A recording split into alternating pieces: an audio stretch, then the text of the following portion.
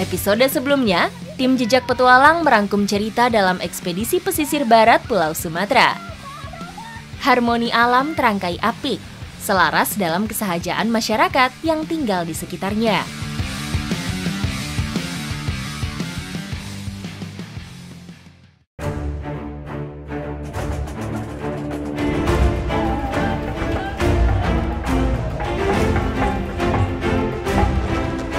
Kali ini, perjalanan ekspedisi berlanjut menyusuri tepian pesisir Laut Selatan di Pelabuhan Ratu, Jawa Barat. Gerbang Samudra Hindia ini terbalut dengan tradisi yang masih lekat dari generasi ke generasi. Jadi setiap daerah itu punya cara masing-masing untuk mengungkapkan rasa syukur atas berkat yang berlimpah. Nah, di Pelabuhan Ratu ini salah satunya dengan merayakan Festival Hari Nelayan. Sebagai acara tahunan, Festival Hari Nelayan dimeriahkan dengan berbagai pertunjukan. Namanya juga Festival Hari Nelayan. Nih, di samping saya sudah ada perahu yang dirancang semenarik mungkin. Lucu banget. Ada marlinnya juga nih. Ini sebenarnya dari gerobak, makanya bisa didorong. Selain sebagai bentuk rasa syukur atas hasil laut, festival ini juga merupakan tanda terima kasih kepada jasa para nelayan. Yang menjadi pembeda antara sedekah laut di daerah lain dan juga di Pelabuhan Ratu adalah kereta kencananya. Karena kalau di Pelabuhan Ratu itu identik dengan Nyai atau Ratu Mayang Sagara. Putri yang dipilih khusus ini merupakan bentuk penghormatan atas sosok penting dari sejarah Pelabuhan Ratu. Penguasa pada kerajaan Pajajaran yang membawahi daerah pesisir selatan Jawa Barat termasuk Pelabuhan Ratu. Dipimpin oleh sesepuh nelayan setempat, penghormatan kepada leluhur dan doa untuk keselamatan para nelayan disampaikan dalam rangkaian upacara adat.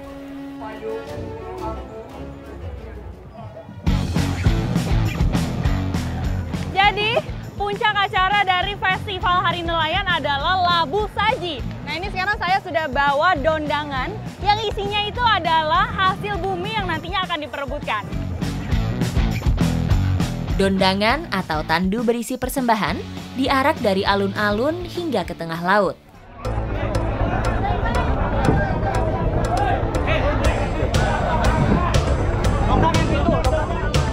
Sekarang semuanya sudah bersiap-siap karena antusias sekali untuk pergi ke tengah laut. Akan ada ratusan perahu yang ikut ke tengah laut. Perahu-perahu ini tidak hanya berisi para nelayan, tetapi juga wisatawan dari luar daerah. Semua bergerak pada satu titik yang sama menuju lokasi Labu Saji. Ini tuh rasanya kayak balapan perahu. Tuh lihat, perahunya udah berjajar semua.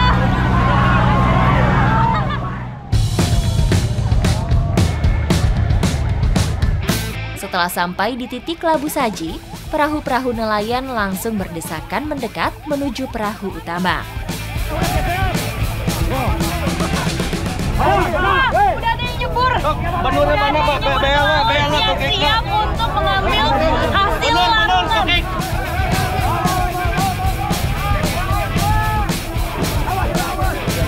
Selain hasil bumi, ada juga lobster yang mau kita larungkan. Ada lobster, ada benih lobster, dan juga ada tukik untuk menjaga ekosistemnya supaya tetap terjaga. Tidak hanya meneruskan tradisi maritim, penyebaran lobster dan benur merupakan bentuk kepedulian terhadap alam, khususnya perairan Laut Selatan.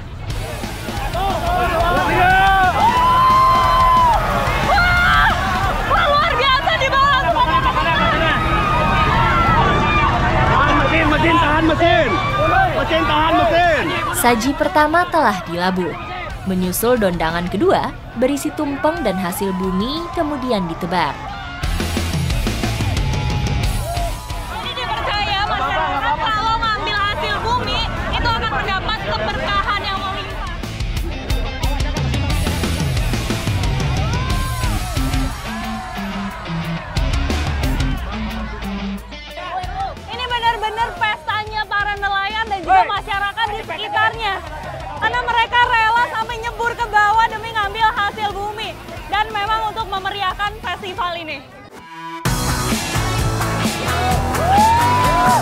Ganasnya ombak pantai selatan seakan tak dihiraukan. Dengan lihainya, beragam isi dondangan diperebutkan untuk dibawa ke perahu masing-masing. Saji yang dilabuh dipercaya akan menarik ikan-ikan untuk mendekat dan memberi kesejahteraan bagi masyarakat nelayan. Dari Festival Hari Nelayan ini mengajarkan saya bahwa apa yang sudah kita dapatkan dari alam, kita juga harus mengembalikannya juga ke alam. Jadi kita harus sama-sama menjaga ekosistem supaya tetap terjaga. Ikuti jejak saya, jejak Petualang!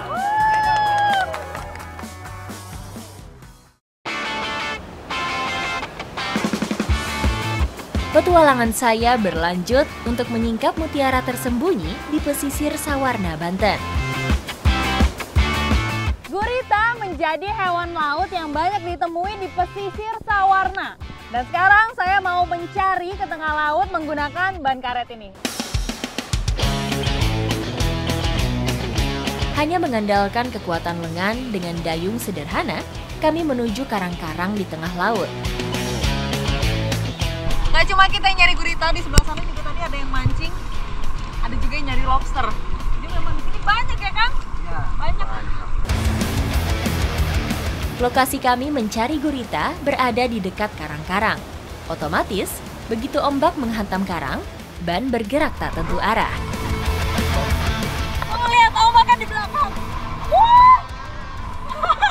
Tinggi banget. Kuncinya adalah menjaga keseimbangan. Keseimbangan kita di atas ban, juga keseimbangan arahnya nih. Menangkap gurita dapat dilakukan berbagai cara. Selain menggunakan panah, para nelayan setempat biasa menggunakan pancingan. Ini umpannya pakai gurita replika. Jadi dibentuk mirip sekali dengan gurita. Dan di bawahnya ada sendok yang dipotong-potong seperti ini. Itu fungsinya untuk memantulkan cahaya dan juga mengeluarkan suara untuk memancing perhatian gurita. Gurita termasuk ke dalam hewan teritorial. Dengan menggunakan umpan yang mencolok seperti ini, dianggap sebagai ancaman bagi mereka. Sambil mancing, itu kita sambil gerak-gerakin dari atas seperti ini untuk menarik perhatian si gurita juga. Jadi di bawah tuh umpannya bergerak. Beruntung, salah satu nelayan langsung mendapat seekor gurita.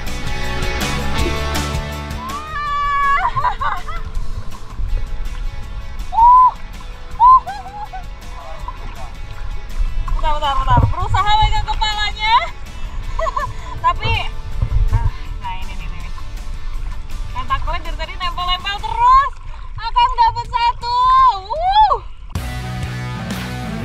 Perubahan warna pada gurita menunjukkan respons hewan ini terhadap ancaman. Untuk memegangnya harus sangat hati-hati, karena gurita memiliki bentuk mulut menyerupai paruh yang tajam. Pas diangkat, itu warnanya langsung berubah. Warna coklat terus ada putihnya. Itu karena di dalam tubuhnya itu ada pigmen yang memang bisa berubah-ubah warna. Itu salah satu cara dia untuk menghindari musuh, untuk mengelabuhi musuh. Ini dia masih aktif banget, tentakelnya tuh masih nempel-nempel. Nih. Tuh.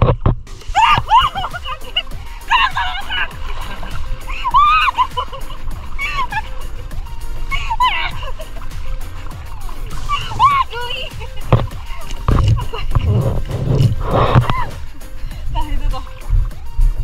Jadi kalau guritanya itu baru diangkat, makanya dia masih nempel-nempel tentakelnya. Kita harus megangnya kenceng. Tidak mau kalah, saya kembali menurunkan pancingan sembari menggerak-gerakkan umpan. Tiba-tiba senar terasa lebih berat.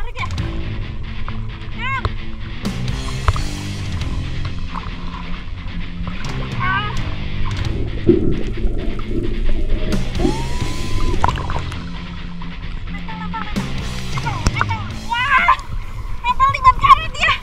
Oh, tentakelnya kuat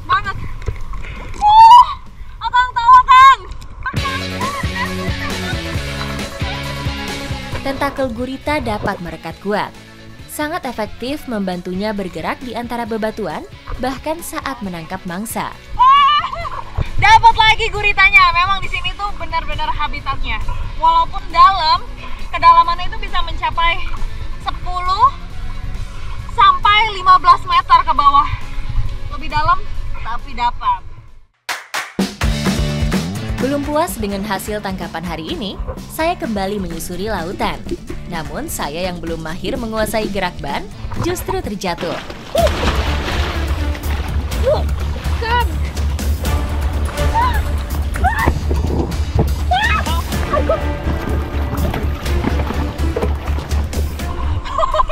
Jadi tadi saya mau bergerak maju sambil mendayung, tapi bannya malah kebalik. Aduh, Akang gimana nih? Kita balikin lagi ya? Udah balikin lagi. Oke.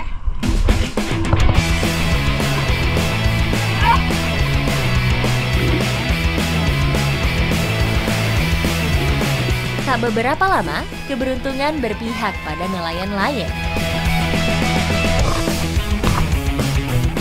Guritanya udah dapat lagi. Lumayan berarti. Tadi saya udah dapat, Akang juga udah dapat. Udah ada beberapa. Dan ini dia mengeluarkan tinta, salah satu cara dia untuk mempertahankan diri. Gurita mengeluarkan tinta sebagai pengecoh dan menggunakannya untuk kabur dari predator. Wih, punya Akang besar banget guritanya. Coba lihat, Kang. Wah. Ini kayaknya 5 kilo lebih ada ya? Iya, iya. Jadi mencari gurita di pesisir Sawarna itu tidak mengenal musim, selalu ada. Nih, terbukti kan? Kita langsung dapat. Puas rasanya.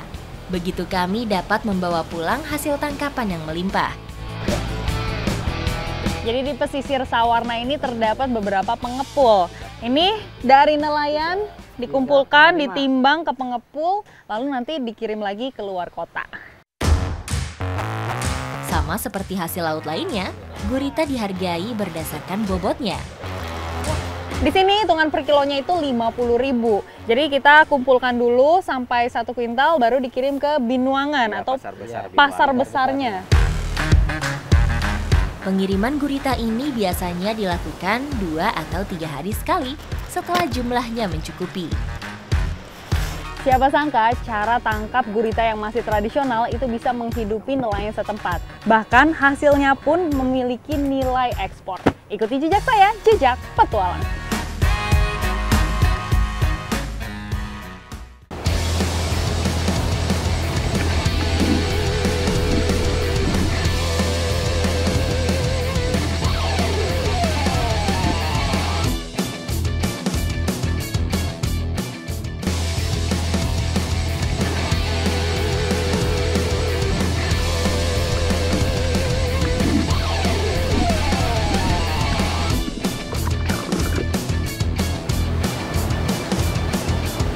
Ekspedisi pesisir pantai selatan Jawa Barat masih berlanjut. Tidak hanya tentang ikan, di balik gulungan ombak pesisir pantai Ciletuh, Sukabumi, ternyata menyimpan biota laut bernilai jual tinggi.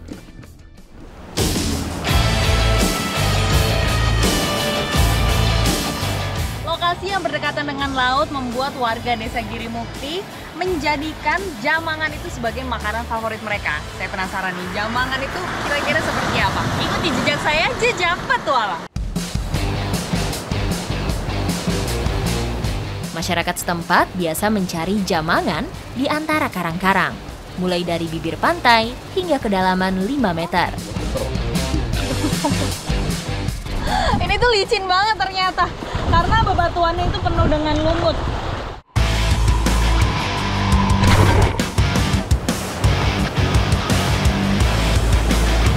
Saat air surut menjadi waktu yang tepat untuk mencari jamangan dengan kondisi ombak pantai yang tidak membahayakan keselamatan.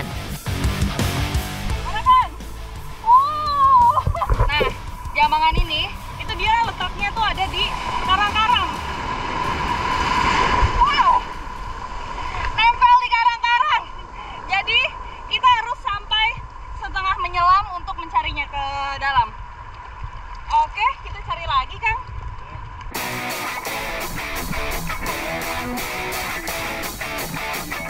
Jamangan merupakan sebutan masyarakat setempat untuk hewan bercangkang tunggal atau abalon. Jenis abalon hijau ini tersebar beberapa perairan pantai di Indonesia, termasuk Jawa Barat.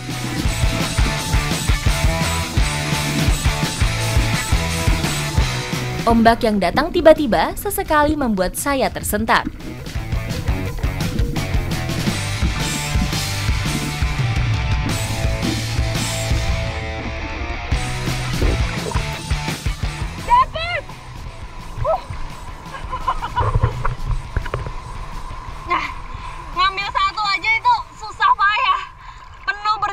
Ekstra karena ternyata di bawah juga ke bawah-bawah ombak.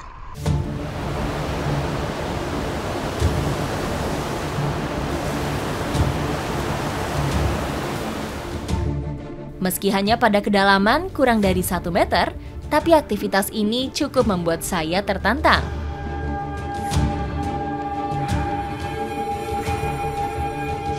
Alat yang digunakan untuk mencari ini pakai congkelan namanya. Wow. Dikit-dikit kita harus mantau ombak nih. Pakai congkelan.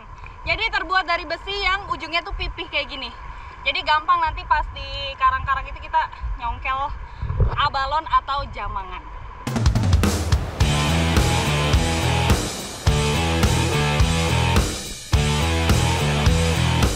Siput laut ini memiliki otot kaki yang kuat, ditambah dengan lendir yang dapat mengeras saat terkena air. Inilah yang membantu abalon menempel sangat kuat pada permukaan karang.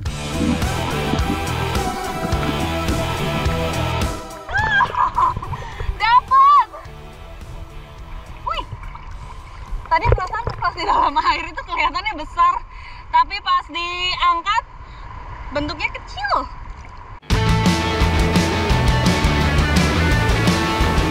Meski disebut kerang mata 7, namun lubang di cangkang abalon berkisar antara 7 hingga 14 buah.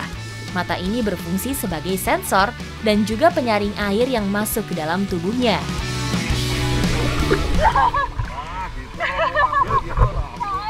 Ternyata gitu ya, salah satu triknya ya. Kalau mau ngambil kitanya agak nyelam gitu biar nggak ke bawah-bawah ombak di permukaan. Ada ombak lagi.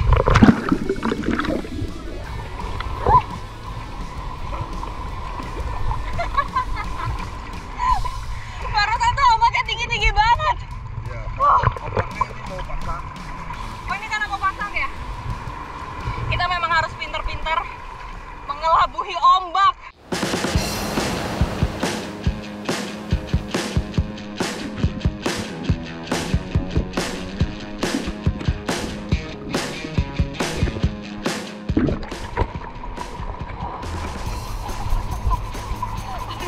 Jadi deg-degan awalnya. Ini lumayan besar nih. Aduh, kemasukan air. Jadi tadi tuh di bawah saya nyongkelnya agak susah karena dia tuh nempel banget. Harus sampai beberapa kali ambil nafas dulu baru bisa kecongkel dan diambil. Sampai kemasukan air. Tidak hanya menempel kuat pada permukaan karang, abalon juga bersembunyi di antara bulu babi sebagai upaya untuk perlindungan diri dari predator. Ini nih, kenapa menjadi makanan favorit di sini? Karena jamangan atau abalon ini sulit untuk dibudidaya. Karena dia tuh makanannya alga, makanan-makanan yang tumbuhan yang hidup.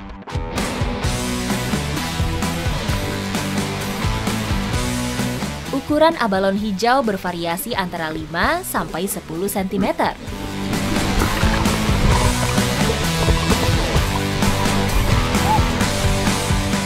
Ini yang bikin capek itu ketika ombak datang kita ke bawah ke arah darat. Tapi nanti lama-lama air yang di darat itu juga kembali ke laut, jadinya kita bolak-balik rasanya.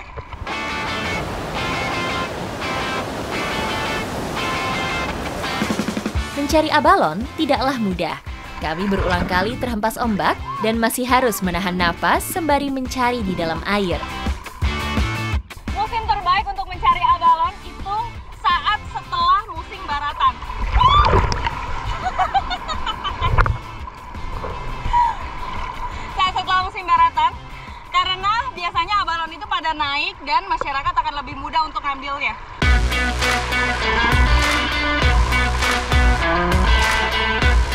Saat musim barat datang, hembusan angin jauh lebih kencang, sehingga hempasan ombak sangatlah ganas. Kalau ngambil segini. Tuh, baru Sekali ngambil ngambil barusan udah segini. segini. Benar-benar banyak banget.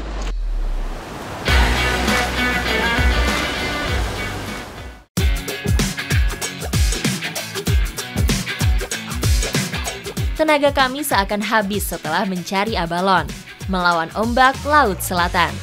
Bersama masyarakat setempat, kerang mata tujuh ini kami olah menjadi tumisan sederhana. Sebelum dimasak dengan bumbu, agar abalon tidak alot dan mudah dipisahkan dari cangkang, harus direbus terlebih dahulu. Lebih mudah lagi diambilnya karena cangkangnya itu cuma sebelah. Dagingnya udah langsung kelihatan nih. Ambil gitu aja. Jadi sebenarnya kita sangat dimudahkan kalau mau makan abalon. Memasak abalon tidak membutuhkan waktu lama, cukup hingga bumbu meresap, hidangan ini siap disantap. Abalon ini kalau secara bentuk itu mirip dengan kerang darah, tapi kalau soal tekstur dia itu lebih kenyal. Jadi gigitnya harus ada tenaga. Meski tidak sepopuler kerang darah, nilai ekonomi abalon jauh lebih tinggi. Wah, nggak sia-sia memang. Tadi kita udah capek-capek nyelam, ngambil abalon, sampai kena ombak, tapi semua itu terbayarkan dengan rasa abalon yang luar biasa enak. Jadi perut sudah terisi dan saya pun bisa melanjutkan petualangan saya selanjutnya. Ikuti jejak saya, Jejak Petual.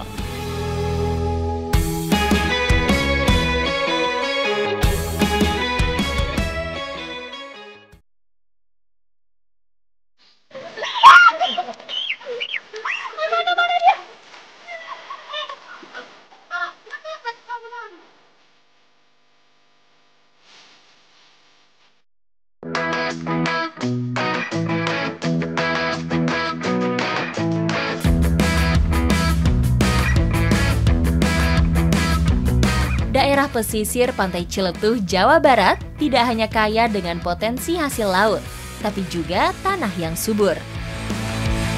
Hadirnya Curug Cimarinjung di sisi tebing semakin memperelok pemandangan persawahan di daerah ini. Bersembunyi di antara lubang-lubang berlumpur, belut seringkali muncul saat para petani menggarap sawah. Adik lagi ngapain sih? Oh, nyari belut ternyata. Oh iya tuh, bahkan udah ada yang dapat banyak banget.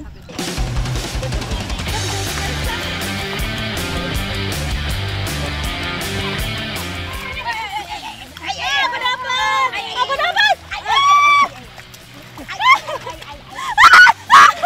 Tolong, tolong, tolong.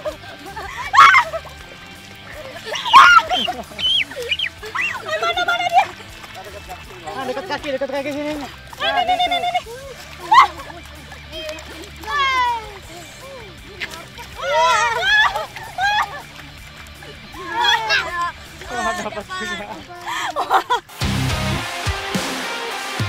Hanya mengandalkan tangan kosong, menangkap belut yang berlendir menjadi tantangan tersendiri.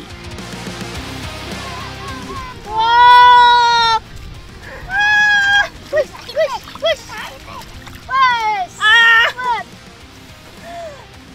Aduh, dia masih aktif banget. Belut sawah itu biasanya memang kecil-kecil seperti ini nih bentuknya. Ya, aduh, susah banget. Nah, kecil-kecil kayak gini nih. Dia kecil, matanya juga kecil, dan warnanya itu cenderung lebih terang. Waduh, ini harus kita amankan nih sebelum dia kabur lagi. Pertumbuhan belut tergolong lambat. Mangsanya yang terbatas juga membuat belut sawah cenderung berukuran kecil. Dari tadi tuh dapetnya kecil-kecil. Ukuran terbesar yang saya dapatkan itu cuma segini nih. Karena sawahnya di sini tuh rajin digarap. Makanya udah keburu dimangsa belutnya di sini. Dalam satu petaknya saja, anak-anak dapat mengumpulkan puluhan ekor belut. Dan memang belut itu berlendir salah satu cara untuk melindungi dirinya. Ya, tuh kan kabur lagi. Jadi walaupun gak punya sisik, tapi dia punya lendir. Meski habitatnya ada pada sawah yang tergenang, belut dapat bertahan dalam lingkungan minim air dengan mengandalkan lendirnya. Kalau ada yang membajak sawah menggunakan traktor seperti itu, jadi aji mumpung buat anak-anak untuk dapetin belut. Karena tanah yang ada di bawah itu terangkat, makanya kita mengikuti jejak traktornya. Nah ini tadi barusan dapet, hilang lagi. Nah ini. Mengikuti gerak traktor menambah keseruan kami mencari belut. Anak-anak bahkan menunjukkan rasa penasarannya, ikut mencoba membajak sawah. Memang nggak salah ya, persawahan itu menjadi sumber kehidupan bagi masyarakat setempat. Selain kita bisa merasakan padi-padinya, kita juga bisa mendapatkan ini nih hewan-hewan yang ada di dalamnya dengan hasil yang banyak kayak gini. Ikuti jejak saya, jejak petualang!